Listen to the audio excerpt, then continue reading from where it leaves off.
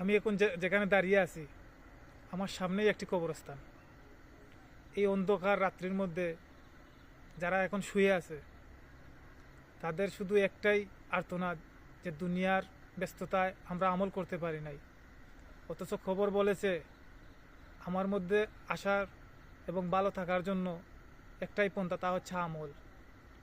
আপনি যদি বিদেশ সফরে যান, আপনি ঠিকই আপনার কাপড় সামানগুলা যাতে ওইখানে ভালো থাকতে পারেন, কোনো ধরনের অসুবিধা না হয়, সেই জন্য আপনি ঠিকই সব কিছু নিয়ে যাচ্ছেন, অথচ কাল আপনি মরেই যাবেন। আপনার ওই অন্ধকার খবরে আলোর জন্য আমল প্রয়োজন। আমরা সবাই জানি আমাদেরকে খবরে রাখার সময় আমাদেরকে একটি কথা বলা হয়, মিনহা খালাকনাকুম ওয়াফিয়া নুইদুকুম ওয়া নুখরিজুকুম তারাতান উখরা। অর্থাৎ আল্লাহ বলতেছে আমি এই মাটি থেকেই তোমাদের সৃষ্টি করেছি এবং পুনরায় আবার মাটিতেই নিয়ে যাব।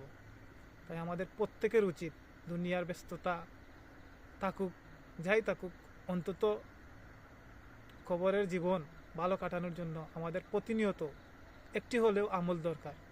তাই আমাদের ব্যস্ততা যাই হোক না কেন, অবশ্যই আমরা আখেরাতের চিন্তা ভাবনা করে অবশ্যই আমরা কিছু না কিছু আমল করব। আসসালামু আলাইকুম।